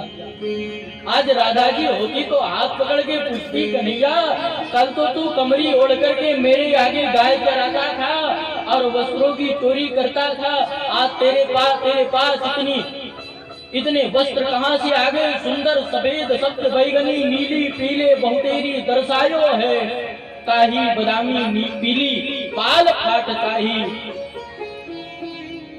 रंग गिनवे में नहीं आयो है। इतने रंग की साड़ियां प्रकट हो रही हैं कि गिने नहीं जा रहे हैं महाराज आज भगवान। नास्तिक पुत्र की प्रश्न करते हैं कि तुम्हारे कन्हैया तो वस्त्र चोरी करते हैं। 4 वर्ष का कन्हैया वस्त्र चोरी करता है वह तुम्हें दिखाई पड़ जाता है, और 25 वर्ष का कन्हैया वस्त्र बन करके और लज्जा की रक्षा करता है, वस्त्र अवतार धारण करता है, वह तुम्हें नहीं दिखाई पड़ता है। द्रौपदी की ऐसी सत्यनिष्ठा के कारण ही भगवान पांडवों के पीछे दौड़ रहे हैं। आज द्रौपदी की ऐसी निष्ठा, द्रौपदी कहती है कि अगर तुमने गुरुपुत्र की हत्या कर दी तो महाराज उनके पिताजी द्रोणाचार्य तो पहले ही वीरगति को प्राप्त हो चुके हैं, और इनकी माता का क्या होगा? मारुति इससे जननी गौतमी पति देवता, वो पति सुख से तो वैसे ही वंचित हो चुकी हैं माता गौतमी, और पुत्र सुख से वंचित हो जाएंगे तो उनका वृद्धावस्था में कौन हो? ऐसी अवस्था में जो धर्मनिष्ठा का पालन करती है। अर्जुन ने कहा आप कुछ भी करें देवी मैं इसे मार दूंगा, मैं तो प्रतिज्ञाबद्ध हूँ। गोविंद से पूछा, बोले क्या करें? बोले ब्रह्मबंधुर्न हंतव्य आतताई बरागा, ब्राह्मण को कभी मारना भी नहीं चाहिए और आतताई कोई भी हो उसे मार देना चाहिए। अर्जुन तुरंत समझ गए, और महाराज ब्राह्मण का दैहिक वध नहीं होता, उसका अपमान ही वध होता है। वपनम द्रविड़ादानम स्थानान्यर्यापणम तथा ऐसे ही ब्रह्मबंधो नाम वधो नान्योस्ति दैहिका, दैहिक वध नहीं। वपनम द्रविड़म दानम, उसके बाल काट दिया, आधी मूछ काट दिया, गधे पर बैठा दिया महाराज, उल्टा करके मुंह में कोयला लगा करके गधे में बैठा करके उसे विदा कर दिया। इधर महाराज अश्वत्थामा को भी क्रोध आ गया कि जिन पांडवों ने मेरा अपमान किया है उनके वंश में पानी देने वाला भी नहीं छोड़ूंगा। इधर ब्रह्मास्त्र का संधान दिया उसने, और महाराज जो अर्जुन की पुत्रवधू है उत्तरा जी, उनके गर्भ पर उन्होंने ब्रह्मास्त्र का प्रयोग किया। इधर महाराज द्रौपदी जी के पास जब संकट आया तो पहले भीष्म की ओर देखा कि ये पितामह बैठे हुए, कृपाचार्य, शुक्राचार्य, द्रोण सब बैठे हुए हैं सभा में, और गदाधारी भीम बैठे हुए हैं, गांडीवधारी अर्जुन बैठे हुए हैं। सबकी ओर देखा पहले, फिर जाकर के कहीं गोविंद को पुकारा, किंतु माता उत्तरा ने ऐसा नहीं किया महाराज। जिस समय महाभारत का युद्ध समाप्त प्राय हुआ, माता कुंती राजमाता बनी, युधिष्ठिर सम्राट बने, भगवान द्वारिका को जा रहे हैं, एक चरण रथ पर है, दूसरा चरण नीचे है, दौड़ती हुई उत्तरा भगवान के चरणों से लपट गई। पाहि पाहि महायोगिन देव देव जगत्पते, नान्यं तदभयं पश्ये यत्र मृत्यो परस्परम्। पाहि माम रक्षमाम, रक्षा करो गोविंद मेरी रक्षा करो। भगवान ने तुरंत देखा, अंगुष्ठ मात्र होकर के गर्भ में प्रवेश कर गए भगवान, और भगवान ने अपनी गदा के प्रभाव से ब्रह्मास्त्र के तेज को नष्ट कर दिया और बालक को सुरक्षित कर दिया। इधर माता कुंती भगवान की स्तुति करने लगी। नमस्ते पुरुषं त्वाद्यमीश्वरं प्रकृते परम, अलक्ष्यं सर्वभूतानां अंतर्बहिर्वस्थितम्। हे प्रभु आप धन्य हैं। भगवान ने कहा बुआ जी, कुंती माता ने कहा रुक जाओ गोविंद, आज मुझे बोलने दो। मैंने आपकी कई बार भगवत्ता देखी है, किंतु जैसे ही मैं आपको प्रणाम करने को सोचती हूँ, भगवान मानने का प्रयास करती हूँ, आप एक बार प्रेम से बुआ कह देते हो महाराज कि सब कुछ भूल जाता है और वही छोटा सा कन्हैया दिखाई पड़ने लग जाता है। इसलिए गोविंद आज आप चुप रहो, आज केवल मुझे बोलने दो। हे कन्हैया आपको प्रणाम है। 26 श्लोकों में माता कुंती ने स्तुति की। हे आदि पुरुष प्रकृति से परे परमात्मा आपको नमस्कार है। अलच्छलिंगम सर्वभूतानां अंतर्बहिर्वस्थितम, सभी भूत प्राणियों में अंदर भी विराजमान है, बाहर भी आप विराजमान है, आपको प्रणाम है। माता कुंती कहती है विषा महाग्ने पुरुषाद दर्शनात् सत्सभाया वनवादृच्छतः। जिस समय कौरवों ने लाक्षागृह में मारने का प्रयास किया, प्रभु ने आपने ही रक्षा की है। और प्रभु आप या जो युद्ध हो रहा था, इस युद्ध में तो इनकी क्या सामर्थ्य थी कि कौरवों से जीत लेते, आपने ही तो युद्ध लड़ करके जितवाया है गोविंद। हे गोविंद आज मैं राजमाता बन गई हूँ और आप मुझे छोड़ करके जा रहे हैं। मैं आपसे वरदान मांगना चाहती हूँ। बोले बुआ मांगू, क्या मांगना चाहती हूँ? सभी ने भगवान से एक वरदान मांगा। पता है कुंती बुआ ने क्या मांगा? कोई जानता है कुंती बुआ ने क्या मांगा भगवान से? क्या मांगा बताइए क्या? देखो माता जी सत्संग करती है महाराज। जीवन में कोई नहीं मांगता कि भगवान मुझे दुख दे दो। भगवान मुझे, कुंती बुआ ने कहा कि वचन दो, जो मांगूंगी मुझे दोगे आप। महाराज सुख में भगवान का भजन नहीं होता। यहाँ पे सब सुखी हैं, सबके घर में बड़ी बड़ी गाड़ियां हैं, बढ़िया अच्छी अच्छी एसी कूलर सब व्यवस्थाएं हैं सबके घर में, लेकिन यहाँ पर भजनानंद में कोई नहीं मिलेगा। भजन तो महाराज दुख में ही होता है। और महाराज यहाँ पर जितने ये जो धनपति बैठे हुए हैं, धनाढ्य लोग बैठे हुए हैं, और इनके पास अकेले में बैठ जाओ तो इनसे ज्यादा दुखी भी कोई नहीं होगा। जिनके पास बहुत सारा धन होता है वही सबसे ज्यादा दुखी होता है। महाराज किसी के पास केवल दाल रोटी रहती है, नमक रोटी खा करके प्रेम से भगवान का भजन करता है। किसी के पास बहुत कुछ है फिर भी दुखी रहता है, 24 घंटे दुखी रहता है। मैं देख गांव में जाऊं तो बड़े प्रेम से महाराज, और शहरों में जाओ तो सब दुखी बैठे हैं, एक तरफ से दुखी, एक से बड़े बड़े दुख लिए बैठे हुए हैं। पता है कुंती बुआ ने क्या मांगा? है प्रभु कृपा करके मुझे दुख दे दो। क्यों? हे गोविंद मेरे ऊपर ऐसी कृपा कर दो कि मेरे जीवन में विपत्ति पर विपत्ति पर विपत्ति आती है। क्यों? क्योंकि सुख के माथे सिल परे, जो हरि हृदय से जाए, बलिहारी वा दुख की, जो पल पल नाम रटा। ऐसी दुख की तो मैं बलिहारी जाऊं जिस दुख में गोविंद आपका याद आ जाए। भगवान जब तक मेरे ऊपर दुख था तब तक आप मेरे साथ थे। आज मैं राजमाता हो गई, आप मुझे छोड़ करके जा रहे हैं। ऐसे दुख की कामना नहीं, ऐसे सुख मुझे नहीं चाहिए। विपदः सन्तु नः सत्स्वा,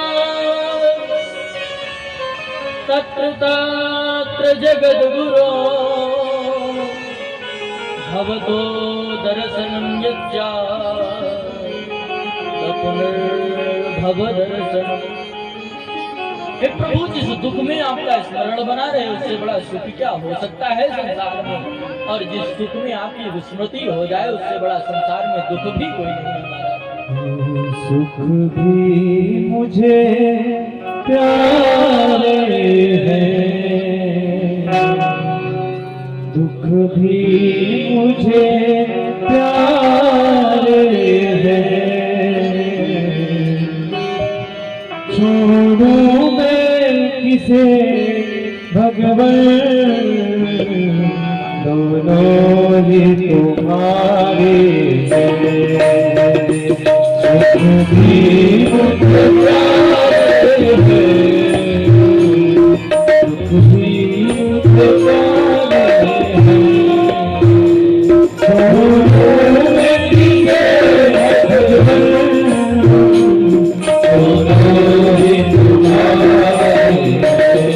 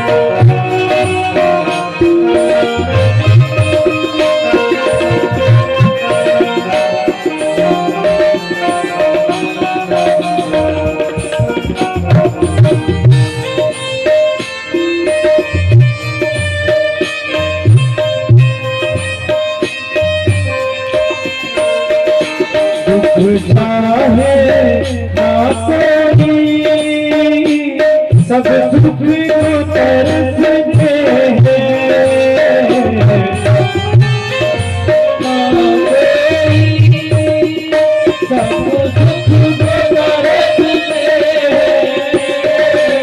सुख में सब हंसते हैं, सुख में सब रोते हैं,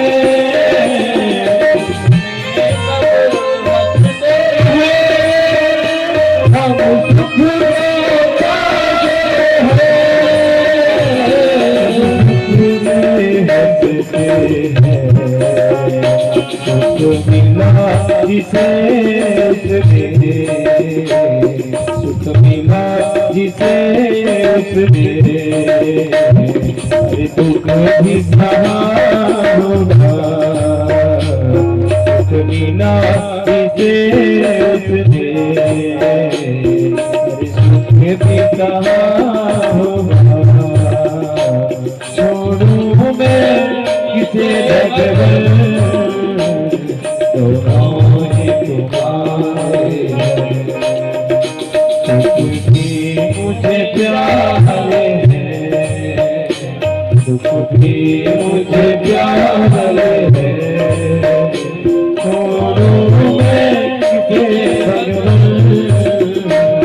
दोनों ही तुम्हारे हैं, दोनों ही तुम्हारे हैं, दोनों ही तुम्हारे हैं। राधा रानी सरकार की। महाराज दुख भी भगवान के हैं, सुख भी भगवान के हैं। जब कुंती बुआ ने भगवान से दुख मांगा तो भगवान ने पता है क्या किया, भगवान ने अपनी यात्रा कैंसिल कर दी। क्यों? क्योंकि भगवान के पास दुख है ही नहीं तो दे कहां से महाराज। किसी से कोई काम बन जाए तो कहते हैं हमने कर दिया, गांव भर में गाते फिरते हैं, और कोई काम बिगड़ जाए तो भगवान की ऐसी इच्छा थी। भगवान किसी को दुख नहीं देते हैं, काहू न को सुख दुख करी दाता, निजकृत कर्म भोग सब भ्राता। अपने ही शुभ अशुभ कर्म भोगने पड़ते हैं जीव को, भगवान किसी को सुख दुख नहीं देते। भगवान ने यात्रा कैंसिल कर दी, बुआ जाना कैंसिल। क्यों? सभी ने मांगा कुछ ना कुछ। भीम की बारी आई, भीम ने कहा महाराज हे प्रभु कृपा करके मुझे ऐसा वरदान दो कि वैसे ही सब मैं बदनाम हूँ कि घर में भोजन बनता है तो आधे में मैं अकेला खाता हूँ और आधे में पूरा परिवार खाता है महाराज। लेकिन हे गोविंद ऐसी कृपा करो कि खाते पीते हंसते डोलते मैं किसी भी स्थिति में रहूं आपको भूलूं ना, आपकी याद बनी रहे गोविंद। वैसी कृपा करो। द्रौपदी की बारी आई, भगवान से कहा आपका तो मेरा एक रिश्ता है प्रभु, आप मुझे सखा मानते हैं, सखा, और यही सखत्व कभी निवृत्त ना हो मेरे जीवन से, ऐसी भावना रहे महाराज। अर्जुन की बारी आई, अर्जुन ने कहा शिष्यस्ते हम साधिमाम काम प्रपन्नम, आपका तो मेरा एक ही रिश्ता है, आप मेरे गुरुजी और आपका मैं चेला महाराज।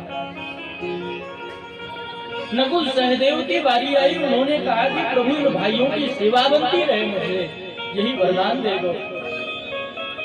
युधिष्ठिर जी ने कहा प्रभु सत्य निष्ठा बनी रहे, किंतु महाराज क्रांति तो तब आई जब उत्तरा की बारी आई। उत्तरा से डरती है माता कुंती, नहीं अभी नहीं आई है, कहीं का संसार की वस्तु न मांग ले, पति भी नहीं रहे हैं। अभिमन्यु जी वीर गति को प्राप्त हो गए हैं युद्ध में लड़ते हुए। अर्जुन की अपौत्र वधू कहीं संसार की वस्तु ना मांग ले, और भगवान की बहन है, और बहन है तो भाई से मांगने में क्या लज्जा आएगी। माता कुंती को भय बना हुआ है। भगवान ने कहा बहन तू मांग, जो मांगेगी आप तुझे मैं दूंगा। भगवान माता ने कहा 3 बार बोलो दूंगा दूंगा दूंगा, बोले हाँ देंगे देंगे देंगे। आज अगर तू ब्रह्मा और शिव का पद भी मांगेगी तो मैं तुम्हें दूंगा। इधर माता कुंती घबरा रही है कि कहीं संसार की वस्तु ना मांग ले। पता है देवी उत्तरा ने क्या मांगा? देवी उत्तरा कहती है हे प्रभु कृष्ण त्वदीय पद पंकज पंजरान्ते अद्यैव मे विशतु मानस राजहंसः प्राण प्रयाण समये कभवात वित्तैः कंठावरोधन विधौ स्मरणं कृतस्ते। कृष्ण त्वदीय पद पंकज पंजरान्ते, हे कन्हैया अपने चरणों की भक्ति मुझे कृपा करके प्रदान कर दो। भगवान कहते हैं पागल हो गई, इस उम्र में मेरी भक्ति मांगती है। लोग तो कहते हैं बुढ़े हो जाएंगे तो भगवान का भजन करेंगे, अभी तेरी क्या अवस्था है तो तू मेरे चरणों की भक्ति मांग रही है। शंकराचार्य जी लिखते हैं कंठावरोधने गुरुरायते, मरने का समय आ जाता है, कंठ अवरुद्ध हो जाते हैं, मुंह से आवाज नहीं निकल पाती है। बुढ़ापे में क्या भजन करोगे आप? देवी उत्तरा कहती है अद्यैव मे विशतु मानस राजहंसा, अद्य स्वाहा परस्वाहा प्रपद स्वाहा, कल परसों न तो नहीं आज से ही आपके चरणों में मेरा मन लग जाए गोविंद, ऐसी कृपा कर दो मेरे ऊपर। आपके चरणों की भक्ति मुझे मिल जाए, आपके चरणों में मेरा मन लग जाए, अलग कहीं ना जाए। क्यों? क्योंकि कंठावरोधन विधौ स्मरणं कुतस्ते, जब कंठ अवरुद्ध हो जाते हैं, अंतिम समय आता है गोविंद, तब आपका स्मरण नहीं आता है, तब आपकी याद आती नहीं है गोविंद। आपको कितना भी प्रयास करें मुंह से आवाज नहीं निकल पाती है। इसलिए गोविंद अभी से यदि आपकी भक्ति करूंगी तो अंतिम तक मेरा अभ्यास बन जाएगा। भगवान भी सीना तान करके बोले, हृदय से लगा करके बोले, भगवान के नेत्रों से अश्रु बहने लगे और महाराज उत्तरा के बाल को भिगोते हुए भगवान सीना तान के कहते हैं मेरी बहन है, भगवान की बहन है, संसार की वस्तु कैसे मांग सकती है। इधर भगवान रात्रि में क्या देखते हैं कि युधिष्ठिर जी अकेले में बैठ करके रो रहे हैं। क्यों? युधिष्ठिर जी जो यह युद्ध हुआ है महाभारत में, इसका कारण अपने को मानते हैं। क्यों मानते हैं महाराज? बोले महाराज युधिष्ठिर सोचते हैं कि मैंने अपने स्वार्थ के लिए अपने ही सगे संबंधियों को मार दिया है। भगवान ने देखा युधिष्ठिर को समझाया, पूरा समझा दिया, गीता का उपदेश कर क्या बुद्धि में नहीं घुसा। क्यों? क्योंकि महाराज वात्सल्य दृष्टि होती है। अभी हम लोग भी घर में ज्यादा प्रवचन देने लग जाते हैं तो डांट देते हैं माता पिता, अरे बहुत बड़ा विद्वान बन गया भाई, उधर वात्सल्य दृष्टि होती है महाराज। और भगवान जब उपदेश करते हैं तो युधिष्ठिर जी को वही छोटा सा कन्हैया दिखाई पड़ता है, मामा का बेटा दिखाई पड़ता है, उनको भगवान को दिखाई नहीं पड़ता। युधिष्ठिर जी, अर्जुन जी ने अनेक रिश्ते बनाए, भगवान से बुद्धि में नहीं घुसा। जब बोले शिष्य से हम साधिमाम काम प्रपन्नम, बोले शिष्य हूँ, बोले तब भी नहीं बात मानी। जब बोले प्रपन्नम, प्रभु मैं पूरा आपका हूँ, जो मन में आए वो कराओ, तब जाकर के कहीं बात नहीं घुसी। अपने आप को भगवान को दे दो, अर्पित कर दो कि प्रभु मैं आपका हूँ, कामी भी हूँ, क्रोधी भी हूँ, लोभी हूँ, जैसा हूँ आपका हूँ, आप मुझे सन्मार्ग दिखाओ प्रभु। युधिष्ठिर जी को भगवान ने उपदेश दिया किंतु बुद्धि में नहीं आया। इधर भगवान को स्मरण आया, एक मेरा भक्त 52 दिन से बाणों की सैया पर लेटा हुआ है। इधर भगवान ने सोचा कि चलते हैं, क्यों ना चले हम पितामह भीष्म को दर्शन दे महाराज। इधर भक्त 52 दिन से बाणों की सैया पर लेटे हुए भीष्म पितामह इंतजार कर रहे हैं कि गोविंद कभी आएंगे, उनका दर्शन करूंगा और उनका दर्शन करते हुए इस देह का त्याग करूंगा महाराज। एक एक रोम रोम से रक्तपात हो गया है महाराज, हजारों बाण लगे हुए हैं, उन बाणों की सैया पर लेटे हुए गोविंद का इंतजार कर रहे हैं। सदैव देवो भगवान प्रतीक्षताम् कलेवरं यावदिदं हिनोम्यहम् प्रसन्नहासारुणलोचनोल्लसन्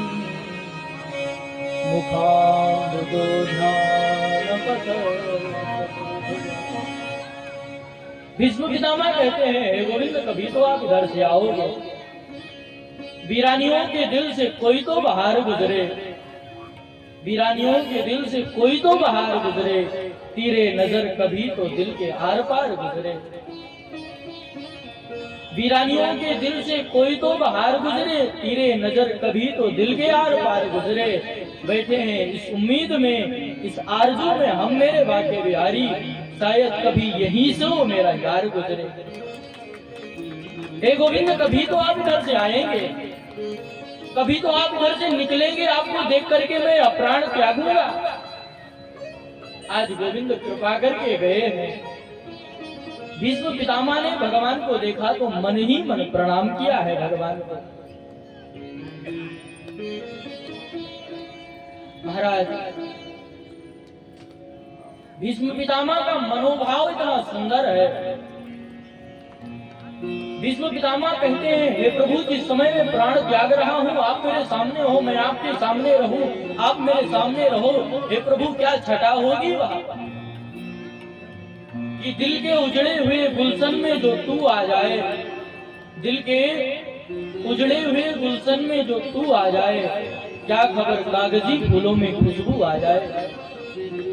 और अकेले में एक दुआ मांगता हूँ मेरे बाके बिहारी, ये प्राण जब निकले तो सामने तू आ जाए, बस यही चाहिए और कुछ चाहिए नहीं हमको। जब यह प्राण छूट रहा हो तो आप मेरे सामने आ जाए। भीष्म पितामह ने बड़ा सुंदर भीष्म गीता का उपदेश दिया।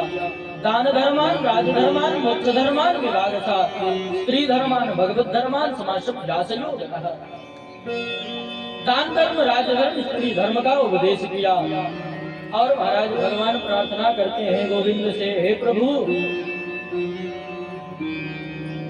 मेरी पुत्री है, मैं उसका वर्ण करना चाहता हूँ, मरते मरते उसका वर्ण करना चाहता हूँ, उसके योग्य दूल्हा नहीं मिला।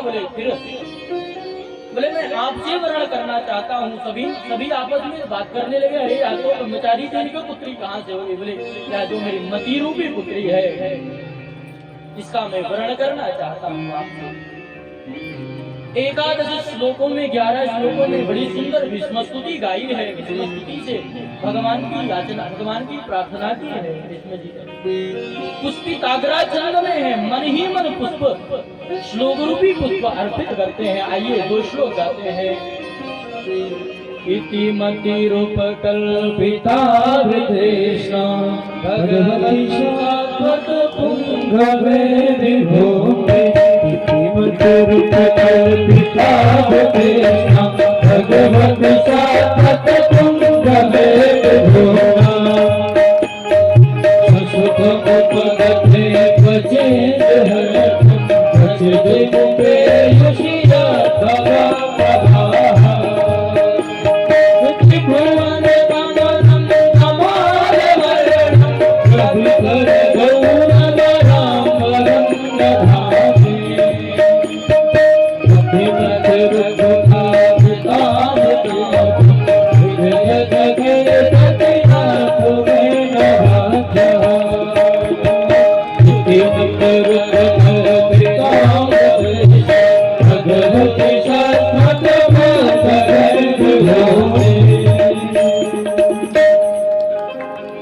इति मति रूप कल्पिता तृष्णा। भी तृष्णा है मेरी मति में कोई तृष्णा नहीं है प्रभु, मैं आपको अर्पित करना चाहता हूँ।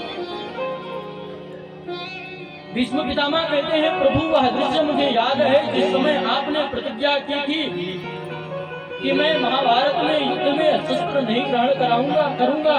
मैंने भी प्रतिज्ञा कर ली गोविंद। जो आज हरिहीन शस्त्र ग्रहाऊं तो लाजू गंगा जननी को शांतनु सतुना कहाऊं। मैं गंगा पुत्र भीष्म नहीं, शांतनु पुजारी नहीं, यदि केशव को आज शस्त्र नहीं ग्रहण कराया। आज अर्जुन का रथ भीष्म पितामह के सामने जिस समय आया, भीष्म पितामह ने जो बाणों की बौछार लगाई महाराज, अर्जुन का बाजू बंद टूट करके कहीं गिरा, मुकुट कहीं गिरा, रथ टूट करके अलग चला गया। भगवान कहते हैं कुछ करो अर्जुन। बूढ़ा बाबा तो कमाल कर रहा है महाराज। अर्जुन कहते हैं भीष्म नाम है इनका, इनकी बाणों के सामने टिक पाना कोई बच्चों का खेल नहीं है। भगवान ने कहा कोई बात नहीं अर्जुन, यदि तुम कुछ नहीं कर सकते हो तो मैं ही कुछ करता हूँ। भगवान कूद पड़े अपने रथ से और सामने पड़ा हुआ था रथ का टूटा हुआ पहिया लेकर के दौड़े मारने के लिए।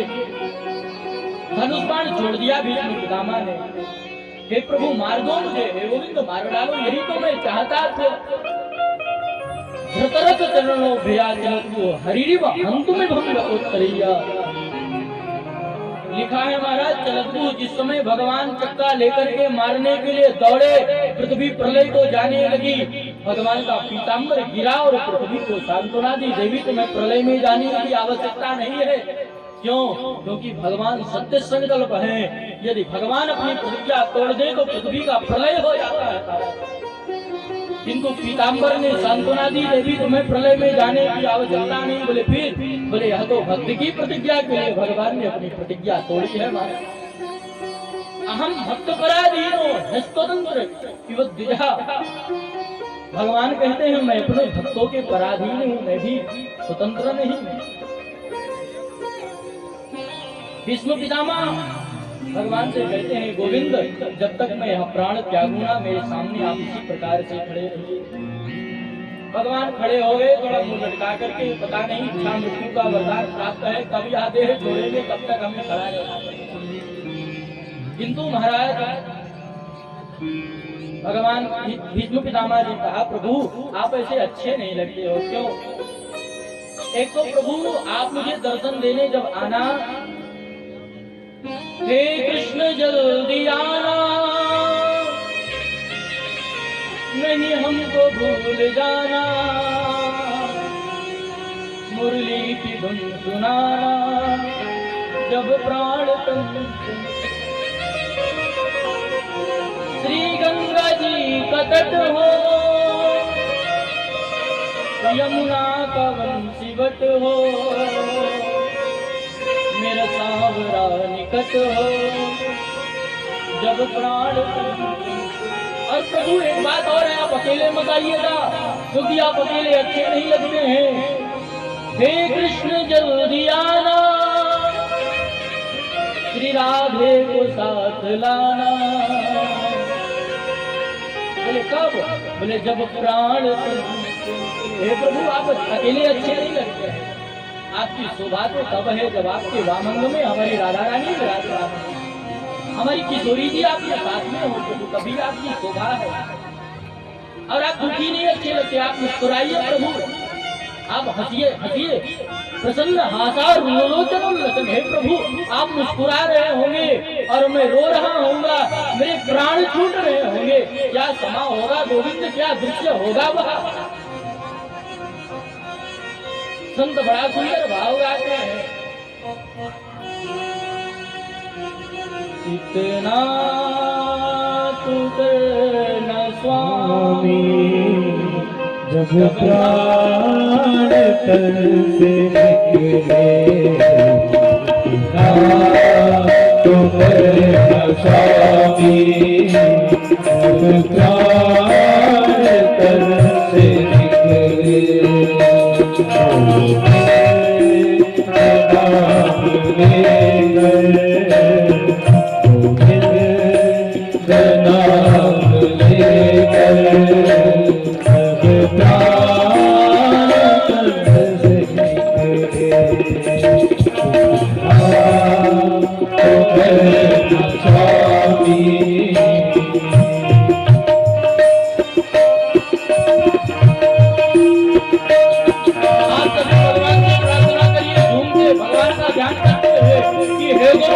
भजन तो बन नहीं रहा है, एक तो कृपा करिए, आप ही करुणा करिए, मेरा जब अंतिम समय आए तो आप मेरे जिह्वा पर अपना नाम ला देना है गोविंद, आपकी झांकी मेरे हृदय में आ जाए, और जिनकी अवस्था को बूढ़ी माताएं वो जरूर ध्यान करें।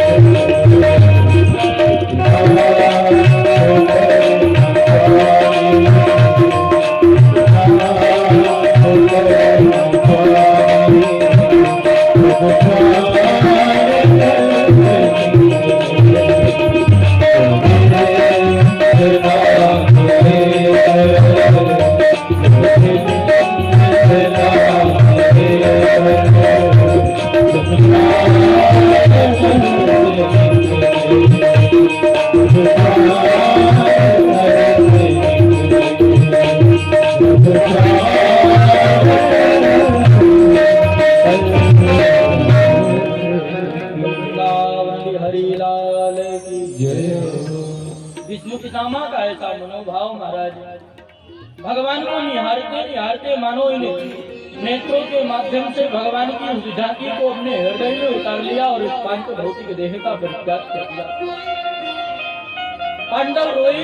पांडवों को भगवान ने समझाया कि हमारा महापुरुष है, महापुरुषों के देह छोड़ने पर शोक नहीं किया जाता है महाराज। इधर महाराज शौनकादिकों ने प्रश्न कर दिया, प्रभु आप तो परीक्षित के जन्म की कथा सुना रहे थे, कहाँ चले गए आप? सूत जी कहते हैं, ठीक कहा ऋषियों, भगवान की कथा ही ऐसी है कि बह जाते हैं लोग इसमें। आपने ठीक स्मरण दिलाया। भगवान समय पा करके भगवान ने उत्तरा के गर्भ की रक्षा की। भगवान द्वारिका को चले गए और साथ में अर्जुन भी चले गए महाराज। एक दिन समय आया कि विदुर जी तीर्थ यात्रा करते हुए घर को आए और धृतराष्ट्र को समझाया, हे धृतराष्ट्र, तू जिस भीम को मारने के लिए इतने प्रयत्न करता था, जिन पांडवों को आज नहीं पांडवों का दिया हुआ तू भोजन पा रहा है यहाँ पर, बड़ा सुख है मुझको। धृतराष्ट्र को बड़ा सुख है, बड़ा प्रेम करते हैं सब। बोले तुमको लज्जा नहीं चाहिए, मर जाना चाहिए तुमको। भीमापवर्जितम पिंड मादत्ते गृहपालवत्। जैसे कुत्ते को कोई रोटी दे देता है वैसे तू पड़ा हुआ है, इतना निर्लज्ज है। समझाया। बोले क्या करे? बोले मेरे साथ चलो। रात्रि में धृतराष्ट्र को विदुर जी लेकर के गए। इधर सुबह महाराज जब धृतराष्ट्र नहीं दिखे तो पांडव ढूंढने लगे। बोले कहाँ गए काका? नारद जी ने बताया कि आपके जो काका है उनको विदुर जैसे संत का सानिध्य मिल गया है, आप चिंता मत करो महाराज। आज युधिष्ठिर जी बड़े चिंतित हो रहे हैं। क्यों? क्योंकि भगवान के साथ अर्जुन गए हैं, अभी तो वापस नहीं आए हैं। 7 महीने बीत गए हैं, 7 महीने हो गए। भीम से कह रहे हैं कि अर्जुन का कोई पता नहीं है, अर्जुन आया भी नहीं, कोई संदेश भी नहीं आया महाराज। हमें बड़े अपशकुन दिखाई पड़ रहे हैं। उच्छल तारा का उदय हो रहा है। मंदिर में जाता हूँ तो प्रतिमाएं रोती हुई दिखाई पड़ रही हैं मुझे। आज गाय को बछिया का दूध पीते हुए मैंने देखा है। सब अपशकुन मुझे दिखाई पड़ रहे हैं। गता सप्ताह धुनामासा भीमसेन तवांगा नायाति कस्यवा हेतोर नाहम वेदेद मंदसा। आपका भाई गया है, अर्जुन अभी तक आया नहीं है। क्या बात है? बात ही कर रहे थे कि अर्जुन आए हैं। अर्जुन का मुख एक मलिन है महाराज, मुंह लटका हुआ है। युधिष्ठिर पूछते हैं क्या हुआ, क्या हुआ? आपका मुख इस प्रकार से क्यों लटका हुआ है? कृपा करके मुझे बताइए। अर्जुन कहते हैं, वंचितो हम महाराज हरिणा बंधुरूपिणा येन मे परतम तेजो देव विस्मापनम। हे प्रभु, वंचित हो हम महाराज, आज हम तो वंचित हो गए गोविंद से। क्यों? क्योंकि भगवान ने द्वारिका में अपनी लीला का स्मरण कर दिया है और भगवान अपने धाम को चले गए हैं। जैसे ही अर्जुन के मुंह से निकला यह शब्द, महाराज के पीछे खड़ी हुई थी माता कुंती दरवाजा के पीछे, वह सह नहीं सकी भगवान के विरह को और देह त्याग कर दिया वहीं पर। पांडवों ने भी सोचा कि भगवान के बिना मेरा क्या अस्तित्व रहेगा। अपने पुत्र परीक्षित को बुला करके और राज्य गद्दी सौंप करके महाराज पांडव हिमालय को गलने के लिए चले गए। छोटे से परीक्षित महाराज राज्यभार संभाल रहे हैं। परीक्षित जैसा राजा दूसरा नहीं हुआ महाराज।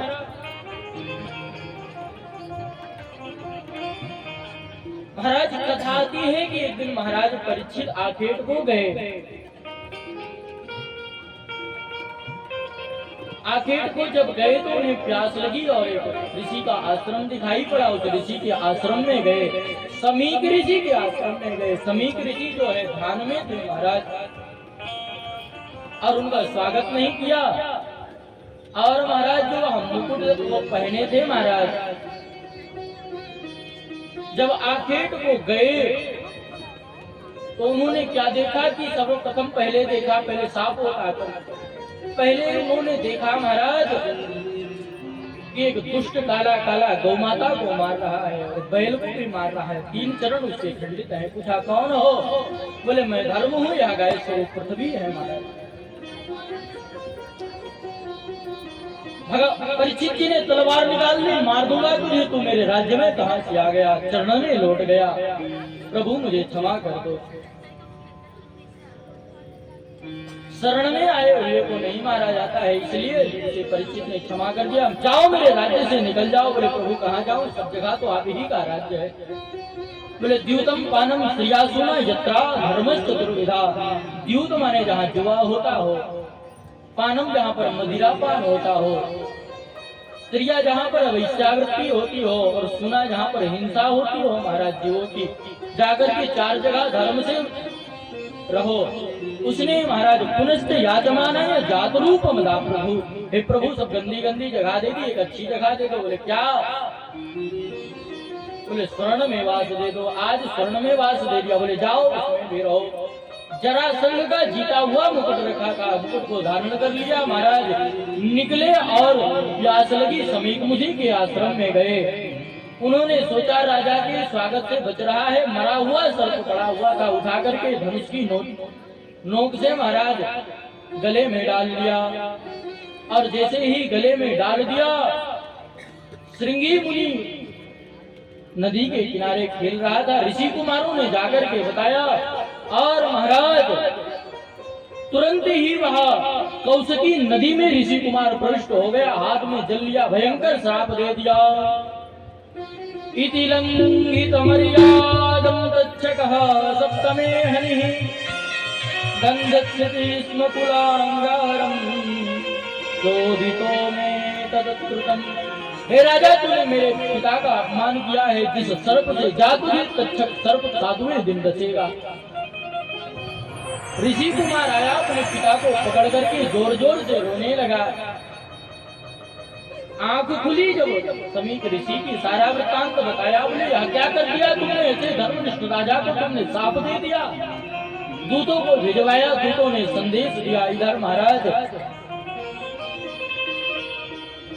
परीक्षित को जब पता चला महाराज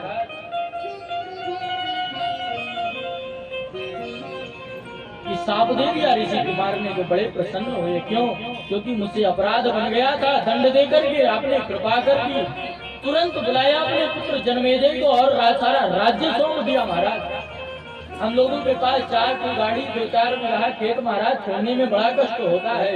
एक छत्र सम्राट समग्र विश्व के राजा परीक्षित एक क्षण नहीं लगा छोड़ने के लिए, घर छोड़ दिया और आकर के गंगा जी के किनारे बैठ गए। ऋषि महर्षि महाराज सब आकर के गंगा का तट भर गया। अत्रि वशिष्ठ चमनस्य भरद्वाज, अत्रि वशिष्ठ च्यवन भरद्वाज, गौतम ऋषि, पाराशर ऋषि सब आकर के बैठे हुए हैं महाराज। और महाराज उसी समय क्या देखा, कोई कुछ बता रहा है, कोई कुछ बता रहा है, ये अनुष्ठान करेंगे, ऐसी औषधि लगाएंगे, किंतु राजा परीक्षित को संतुष्टि नहीं मिल रही है। इधर अवधूत वेशधारी भगवान सुखदेव जी चल दिए हैं उनकी रक्षा के लिए। कई सारी स्त्रियां और बालकें भी पीछे लग लिए हैं। नंगा बाबा आ गया, नंगा बाबा आ गया महाराज। और जब जाकर के देखा उस सभा में बाबा परबाबा बैठे हुए हैं वहां पर सुखदेव भगवान के। जब सुखदेव भगवान को देखा तो सब खड़े हो गए। राजा परीक्षित अपने आसन से खड़े हो गए और आसन लेकर के पूजन करके भगवान सुखदेव का स्वागत किया। सब बालक स्त्री भग गए, अरे इसका राजा पूजन कर रहे, कोई सिद्ध महात्मा है, भगवान नहीं दंड मिलेगा। तत्र भगवत भगवान व्यास पुत्रो यशक्षया, वहां पर भगवान व्यास पुत्र, मानो भगवान ही व्यास पुत्र के रूप में आ गए हैं। आइए भजन करते हैं भगवान व्यास पुत्र का और भगवान को व्यास गद्दी पर विराजमान होने देते हैं। आगे की कथा कल कथा बहुत ठीक है महाराज। भागवत जी की कथा इतनी विस्तार है ना कि समझ में नहीं आता है। हमको तो ये आश्चर्य होता है कि वो जो नाच गाना करते हैं उनको समय कम मिलता है महाराज।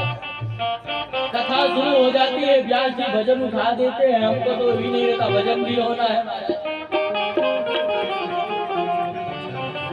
आइए व्यास जी भगवान का हम स्वागत करते हैं।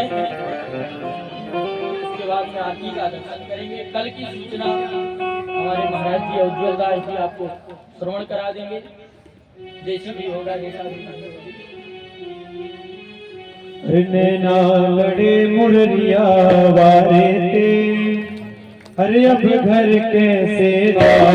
नैना लड़े मुरलिया वारे थे, अब घर कैसे जाऊं? लड़े मुरलिया वारे थे, अब घर कैसे जाऊं? अब वृंदावन जाओ सखी, अब वृंदावन जाओ, अब वृंदावन जाओ सखी, अब वृंदावन जाओ। नैना लड़े मुरलिया वारे थे, अब वृंदावन जाओ। नैना लड़े मुरलिया